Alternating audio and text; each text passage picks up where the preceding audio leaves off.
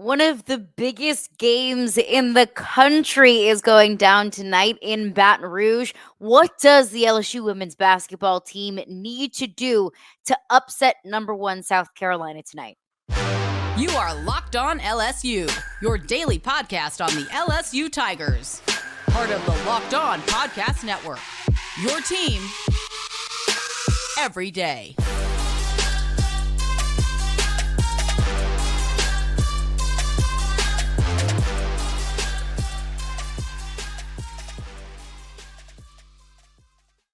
All right, what's up, y'all? Welcome into Locked On LSU. Thank you for making us your first listen every single day. We're free and available wherever you get your podcast. Plus, you can also check us out on YouTube as well. Hit that subscribe button on the Locked On LSU YouTube page, and you'll get notified as soon as new episodes of Locked On LSU drop. Today's edition of Locked On LSU is brought to you by FanDuel. Make every moment more. Right now, new customers get $150 in bonus bets guaranteed when you place a $5 bet. Visit FanDuel.com/locked-on to get started. Well, one of the biggest games in the country in women's college basketball is going down tonight at the PMAC. Number one, undefeated South Carolina is coming into the PMAC for what I expect to be for years to come the game, not just in SEC women's basketball, but in women's college basketball as a whole. You have two of the best coaches in the league in Dawn Staley and Kim Mulkey going at it head to head. You had two teams that made it to the Final Four last season. Remember, South Carolina lost to Iowa in the semifinal game last year. So these are two teams whose expectations are to win national championships. That doesn't happen at very many programs, and they're facing off tonight in the PMAC. Now, it's going to be a lot of fanfare. College Gameday is going to be there. Some of ESPN's biggest women's college basketball analysts will be there. Rebecca Lobo, former WNBA player, and ESPN women's college basketball analyst Holly Rowe will be there tonight. So there's anyone who is anyone will be there. All of the names and all of the faces are going to be at this matchup tonight. And I fully expect the PMAC to be packed and to be rocket. And I know weather's not very good in Baton Rouge, so stay safe. A couple of keys to the game. Now, we will chat with Andrew Leone, the host of Locked On Gamecocks, kind of get the South Carolina perspective, what to expect from the Gamecocks, some of the challenges for both South Carolina and for LSU, some of the advantages for South Carolina and LSU respectively. Overall, to me, it comes down to a couple of things. One key is make this a high-scoring game. You know, one thing that Kim Mulkey touches on all the time, one of her biggest focuses as a coach is strong and sound defense. That's not what we've seen from this LSU team. You're giving up on average 63 points a game. This is a South Carolina team that can score. That if you don't stop them, they're going to be able to run the score up. This is also a South Carolina team that plays incredibly well defensively. They're one of the best defensive teams in the country. They are probably the most complete team in the country. But if you can find a way to make this a high-scoring game, I like LSU's odds in any shootout. Like, I like LSU's odds to win a game, 97-95. Now, if you look at the Auburn game, it was more low scoring. Auburn won that game 67-62. That's only the second loss in LSU season so far. Their first loss and only loss in SEC play. When you force LSU into playing small ball, essentially, when you are able to stifle LSU offensively, that's where this team really struggles. South Carolina is a good enough team that they know how to beat you, and they know that they can beat you in a 70-65 kind of game. Force them out of that. Try and play better sound defense, maybe more so like we saw them play against Arkansas when you limited Arkansas to only 28% from the field. Now, that's a really tall task because Arkansas is not South Carolina. So your job is significantly more difficult tonight against the Gamecocks than it was against Arkansas, but that's how you win this game. Play more sound defense and try and force them into a shootout kind of game. Another key to this game for LSU tonight is something that Kim Mulkey touched on in her press conference. She was asked more than once about the depth about who is going to be your focal point coming off of the bench. And one thing that Kim Mulkey touched on every single time she was asked about more depth, which is an area that frankly LSU struggles in more than a more complete South Carolina team, she emphasized staying out of foul trouble. And that's what you're going to have to do tonight. And this is something that I touched on with Andrew, which we'll get to in just a second. I trust LSU starting five up against any starting five in America. But if you get one of those starting five into foul trouble, whether it's Anissa Morrow or it's Angel Reese or Haley Van Lith, so on and so forth, you get yourself into trouble because you don't have that one go-to girl off the bench that can be a double-digit scorer for you. At least we haven't seen it yet. And it would be an incredibly tough task to ask that player to do that against this South Carolina defense. It is going to be the toughest test on LSU scheduled so far. A couple things that I want to remind everyone. Win or loss, this does not define what this program is. But this does not define what this program is. But this more so is a measuring stick, in my opinion, of where this team is. If you lose this game, that shows you still have some more work to do. If you're able to find a way to win this game, I think this can be a winnable game for LSU. If you find a way to win this game, I think that's a measuring stick of where you have come from game one when you lost against Colorado. That all of the pieces are starting to fit together, and pieces I matching offense with defense, and pieces, and another way I mean this starting five gelling together, because that's something that we've seen this team kind of struggle with, at least earlier on in the season. So it's a measuring stick game. Remember, last season, you went to Columbia on Super Bowl Sunday and you lost that game. And it wasn't particularly close toward the end of the game. You still found a way to win a national title after losing to South Carolina last season. So it doesn't, completely eliminate you from contention, and it doesn't completely throw all of your goals out the window. But if you do lose this game, but it at least might expose some things that need to be worked on. If you win this game, again, it doesn't define your program, nor does it define your season, but it is a massive, massive statement win, and it is a huge tip of the cap to Kim Mulkey and this team for being able to bring all of these pieces together. But coming up next, we will chat with Andrew Leone of Locked On Gamecocks. We'll get his perspective on the South Carolina side of things. We'll get into that after just a few words from our sponsors. Passion, drive, and patience. That's what brings home the winning trophy, and it's also what keeps your ride or die alive. eBay Motors has everything that you need to maintain your vehicle and level it up to peak performance. From superchargers, roof racks, exhaust kits, LED headlights, and so much more. Whether you are into speed, power, or style, eBay Motors has got you covered. With over 122 million parts for your number one ride or die, you will always find exactly what you're looking for. And with eBay Guaranteed Fit, your part is guaranteed to fit your ride every single time, or your money back. Because with eBay Motors, you're burning rubber, not cash. With all the parts that you need at the prices that you want, it's easy to turn your car into the MVP and bring home that win. Keep your ride or die alive at ebaymotors.com. Eligible items only, exclusions apply. eBay Guaranteed Fit, only available to U.S. customers. Welcome back to this Thursday edition of the Locked On Gamecocks podcast, where we cover your South Carolina Gamecocks every single day. And as always, a big thank you to each and every one of you everydayers who make the Locked On Gamecocks podcast your daily choice for South Carolina Gamecock sports coverage. We've got a big game taking place later tonight between the number 1 South Carolina Gamecocks and the number 9 LSU Tigers over in women's college basketball. It is probably the biggest game of the year to this point, and so I couldn't talk about this game by myself, and that is why I'm pleased to be joined by Locked On LSU host Caroline Fenn to talk about this matchup. Caroline, welcome to the show, and thanks for coming on. Yeah, I appreciate you for having me. The last time these two met, at least in Columbia, was Super Bowl Sunday. And that felt very fitting because it was the Super Bowl of women's basketball. So it should be another blockbuster here coming up tonight.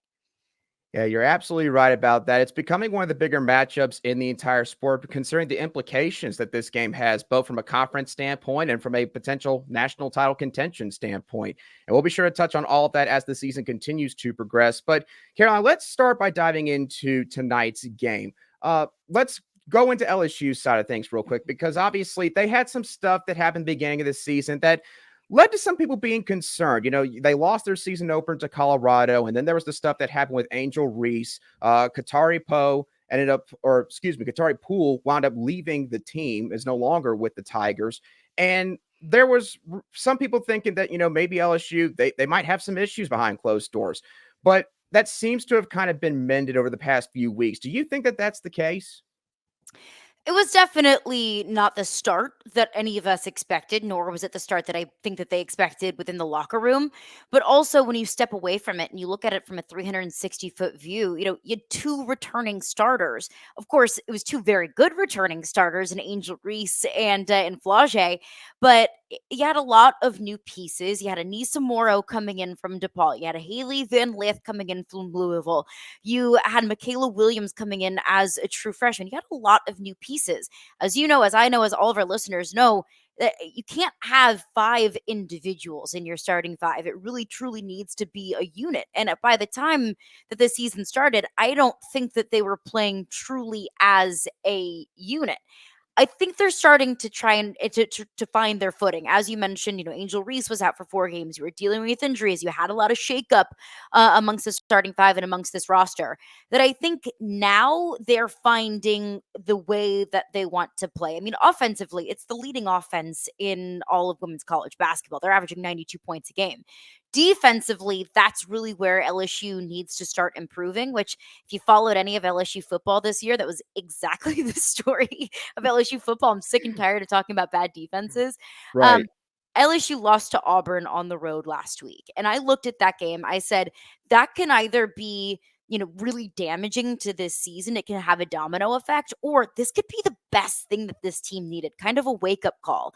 From what we've seen in those 2 games since, it's looking to me more like a wake up call than it is potentially a domino effect.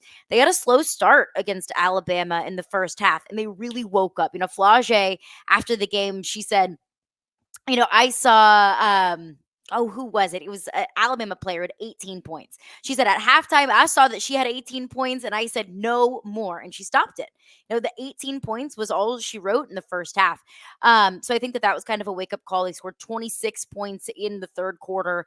And then, of course, I think that they played maybe one of their better, more complete games against Arkansas earlier this week. We saw Haley Van Lith with probably her best and most complete game in an LSU uniform. She had 20 points, 6 assists, about 40% from the field. So I think that you're starting to see this starting five at least really kind of carve out their roles. And we're starting to see that on any given night, any of those starting five could have a 20 to 25 point game. I think they're starting to gel. They're starting to play their best basketball of the season. Yeah, I would say that I agree with you in terms of the offense when it comes to South Carolina as well. The Gamecocks, they have not been known for having a high-powered offense the past several years. Dawn Staley has always been known as a defensive-minded coach, someone that wants her team to hang their collective hats on the defensive end. But this is a game where you're going to see potentially a lot of scoring, depending on how things play out. And speaking of how things play out, Caroline, this game is taking place at LSU this time around. Last time, of course, it was in the Colonial Life Arena in Columbia, South Carolina. It did not start off great for the Tigers. Maybe the game's magnitude got to them a little bit, and it just kind of seemed like from that point on, they were, in an uphill climb the rest of the way. So how big of a deal do you think it is this time around for the Tigers to have home court advantage? Do you think that it could affect the Gamecocks on Thursday night? I think it's definitely a factor. I don't think that the PMAC is necessarily known to be the most menacing environment in all of college basketball, but I expect that place to be completely packed out, and I expect it to be incredibly loud.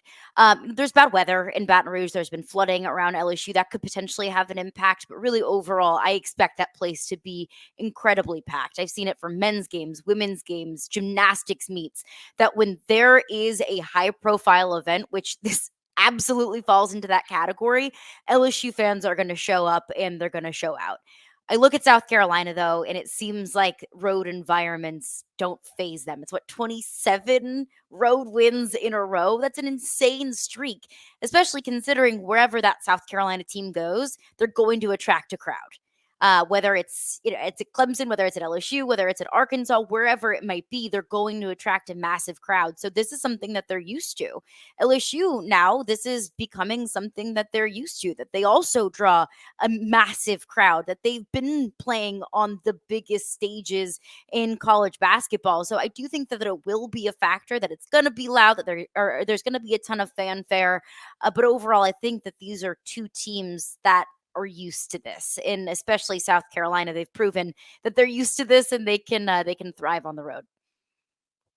Yes, certainly a game that's going to draw a lot of attention in Baton Rouge and the SEC, and also from ESPN as College Game Day is going to be in town. Yeah, absolutely. It's definitely again, it's going to, I think, be a very, very hyped matchup later on tonight. You talk about the star power that LSU has in the starting lineup, and there's a lot of it. You got Haley Van Lith, who came from Louisville this past offseason, Anissa Murrow from DePaul. You have Angel Reese, obviously, Flau'jae Johnson. There's a lot to like about that starting line for LSU. But in this game, if there's one player that you think needs to go off for the Tigers, who is that player and why? It's a good question. And, it's a cop-out answer for me to say just the starting five in general. But LSU is a team that really doesn't have a lot of depth off the bench. That I view some of the bigger differences between South Carolina and LSU.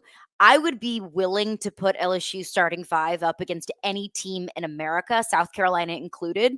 But when it comes to depth, if LSU gets into foul trouble, that's really what starts to hurt them, because they just don't have quite that depth or that star power that they have in the starting five. But I'm going to say Michaela Williams. She is a true freshman, and I think she's kind of been more of the indication of this new era of Kim Mulkey LSU basketball. Louisiana is not a state that's really known for its basketball players. Michaela Williams is a local Louisiana player, and she doesn't play like a true freshman. Like, even from game one all the way until now, she looks like somebody that's been doing this for a long time. You talk about how she's phenomenal. You talk about how maybe the environment could impact this game. I've thought about that with Michaela Williams before. Starting SEC play, I thought, okay, she's going to start to get rattled. Haven't seen that. She plays with this cool, calm, and collectedness that you don't really see with young players. And she also, she can go off on any given night. She has a fantastic, lethal jumper. So, you need Angel Reese to play a large role. You need Haley Van Lith to have a game more reminiscent of the Arkansas game and less so the Auburn game, when she was really hurting LSU more than she was helping LSU. I'm hoping that she found a little bit more of her offensive footing. But I think if you talk about an X factor, somebody that you wouldn't expect or maybe not a household name, it's Michaela Williams, the true freshman. Yeah, for selfish reasons, I'm hoping that in this matchup, Michaela Williams and Malaysia Fulwell at some point go up against each other in a one-on-one, because those were two of the better 5-star prospects in this past recruiting cycle, two of the best freshmen of women's college hoops this year. And yeah, they both can absolutely affect the game in their own way. So that would definitely be a great matchup to watch in this contest. In just a couple moments, Caroline, Fenn, and I are going to give y'all our reason for optimism and concern for both of these basketball teams and our final thoughts and prediction. All of that in just a few moments. Welcome back to today's edition of the Locked On Gamecocks podcast, where we cover your team every single day in just 30 minutes. Continuing our conversation here with Locked On LSU host Caroline Fenton. Caroline, let's now talk about a reason for optimism and concern for both of these teams. And we'll start with you. What are you maybe excited about? And what's one area of this game that worries you if you're an LSU fan? I'm really excited to see the biggest test that LSU has on their schedule so far. You look at Angel Reese. She is the focal point. She is the face of this LSU program, but she's going to have her toughest test going up against Camila Cardoso. She's 6'7".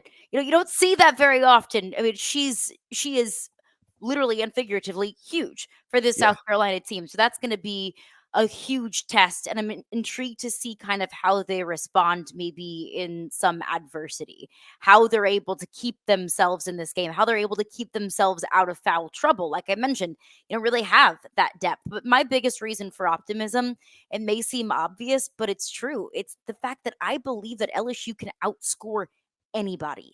The fact that LSU's offense has been so incredibly electric. And like I mentioned, the fact that any of this starting five, whether it's Flage, whether it's Michaela, whether it's Haley, whether it's Angel, so on and so forth, like they can give you a 20 to 25 point day. They get any five of them in any game on any given Thursday can really impact and change the game. So that gives me a lot of optimism. And also, of course, even though South Carolina does have this incredible road game winning streak, having this game at home is different. It's hard to play on the road in college basketball, as easy as Without a Dawn doubt. Staley has maybe made it look. I made this point to Lockdown LSU listeners whenever LSU lost at Auburn. I said, look, Neville Arena is a really hard place to play. In college basketball, even the best teams lose on the road, like we saw earlier this week. Kentucky falling by double digits at South Carolina. Giving a little love to our Gamecock listeners out there. So it's Appreciate hard that. to win on the road, and so I'm hoping that plays into LSU's favor because I know Tiger fans are going to show up and show out. Yeah, on South Carolina's side of things, Caroline, you mentioned it earlier, Camila Cardoso going up against Angel Reese. In terms of name notoriety, that's definitely going to be probably the biggest individual matchup in this game. And I have to admit, I like the matchup for South Carolina in that regard because, Kim Mulkey told the media the other day in Baton Rouge that LSU does not have anybody that can match up with Cardoso's size. And the thing is, everybody focuses on the fact that Cardoso is 6'7". And so they kind of just assume that she just kind of sticks her hands up and she finds a way to get to the basketball. But Cardoso also moves quite well for the frame that she does carry. And so I think that that's a reason for optimism for South Carolina because, if LSU can't stop her, then they got to provide more attention to her in that matchup. It could open things up at the perimeter. At the same time, that's where I'm concerned about this game because South Carolina, as good as they've been defensively for so long under Dawn Staley, I have seen a few games this year where they have allowed their opponent to hit a lot of three-point shots. It hasn't been often, but there has been moments where they've had lapses. And you mentioned earlier, LSU offensively, you think they can outscore anybody. LSU's got a ton of good three-point shooters in that lineup. Haley Van Lith, obviously, can probably score from anywhere on the floor. Michaela Williams, I've seen her knock down some crazy three-point shots. Anissa Murrow can step out. Flage Johnson can hit a three-pointer occasionally. LSU's got legitimately 4 people in that lineup that can shoot the three ball throughout the game. And if I'm a Gamecock fan, that worries me. If you are slowing your rotations, if you maybe let them get on transition, that could be where trouble starts to loom over your head throughout the course of this ball game. Caroline, we've now reached pretty much the end of our talk here. So what are your final thoughts and what is your final prediction for this game? Yeah, one thing that just brings me concern ahead of this game is LSU's defense. Is that's something that Kim Mulkey stresses every time she speaks to the media. We have to be better on defense. We need to be tougher and more aggressive defensively. I think we saw a little bit of a breakthrough against Arkansas earlier this week, but no disrespect to Arkansas, they're not South Carolina, and they are not the team that Dawn Staley has on that court. So it's gonna be incredibly difficult. It's something that LSU has struggled with all season long, and this is their toughest test. I don't think that defensively they're quite in the form to be able to really limit what South Carolina wants to do. Now, another thing is if this game becomes high scoring, I think that leads in LSU's favor.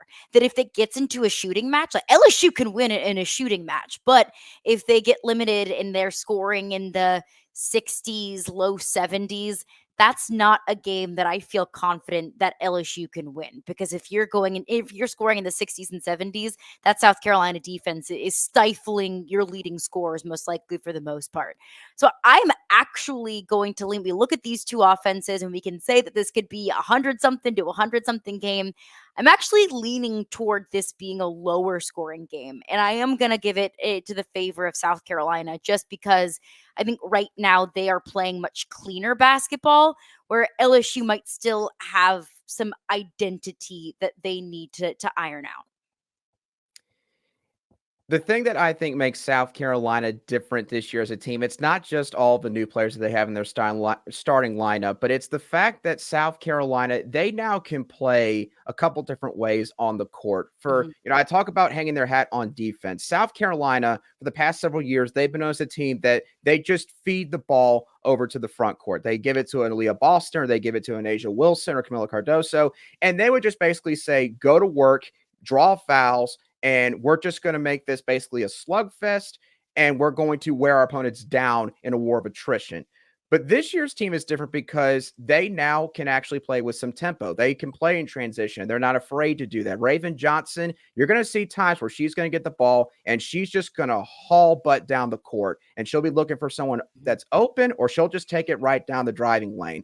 At the same time, they've got another guard in Tahina Pau, their best three-point shooter, but she also can play the point guard position. And there'll be times where she gets the ball and she'll kind of slow things down. Let's calm down. Let's run a set play. Let's make sure we get a good look on this possession. They can play both of those styles and be just as effective. And that's something that we could not say about South Carolina the last several years, but I think this season it's different for them on the offensive end. So I agree with you. I think that South Carolina's going to find a way to win this game. Would not surprise me at all if LSU makes this a close one all the way down to the wire, or if they come out with the win. I think that there's a lot of star power that both of these teams possess. And really, truthfully, it might be just depending on whose style works the best in this game. All right, thanks again for making Locked On LSU your first listen every single day. We are free and available wherever you get your podcasts. All right, coming up in tomorrow's edition of Locked On LSU, we'll recap South Carolina and LSU tonight. Plus, we also have maybe seen Brian Kelly's staff be rounded out. Slade Nagel has been named the next tight end coach. Again, Slade Nagel, longtime tight end coach at Tulane for the last 7 or 8 years. He served as the offensive coordinator this past year for Tulane. What do we make of the hire, and what do we make of this coaching staff as a whole? We'll get into that on tomorrow's edition of Locked On LSU.